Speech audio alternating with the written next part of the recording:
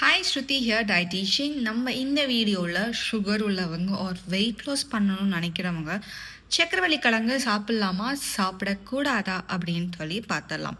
So எல்லாருக்குமே வந்துட்டு ஒரு மைண்ட் செட் என்ன அப்படின்னா, சக்கரவள்ளி கிழங்கு வந்துட்டு சுகரை வந்துட்டு ஏற்றும், அதுக்கப்புறமா அதை நம்ம சாப்பிட்டா அப்படின்னா அது கிழங்கு வகையை நம்ம சாப்பிட்டா வந்துட்டு வெயிட் வந்துட்டு கெயின் ஆகிடும் அப்படின்னு சொல்லிட்டு எல்லாருக்குமே அந்த டவுட் வந்துட்டு ஆப்வியஸாக இருக்கும். அண்ட் ஆமாம், அது வந்துட்டு ஒரு கிழங்கு வகை தான். ஆமாம், அது வந்துட்டு இனிப்பாக இருக்கும். அதுக்குன்னு சொல்லிட்டு அது நம்ம சுகர் ஏற்றுமான்னு கேட்டிங்கன்னா கண்டிப்பாக கிடையாது. அண்ட் வெயிட் ஏற்றுமான்னு கேட்டிங்கன்னா கண்டிப்பாக கிடையாது.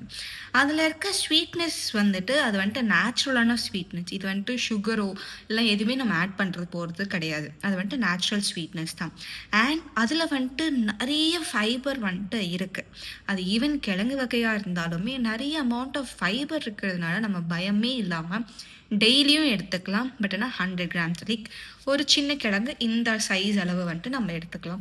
ஸோ இந்த மாதிரி எடுத்துக்கிறப்போ நம்ம ஃபைபர் இன்டேக்கை வந்துட்டு மீட் பண்ணுவோம். அண்ட் அது மட்டும் இல்லாமல் நம்ம ஸ்வீட்னஸ் கிரேவிங்ஸ் அந்த மாதிரி ஏதாச்சும் இருந்துச்சு அப்படின்னா அதையும் நம்ம வந்துட்டு தவிர்க்கலாம். ஸோ இனிமேல் நீங்கள் நெக்ஸ்ட் டைம் சக்கரவள்ளி கிழங்கு எடுக்கணும் அப்படின்னா பயமே இல்லாமல் எடுத்துக்கோங்க.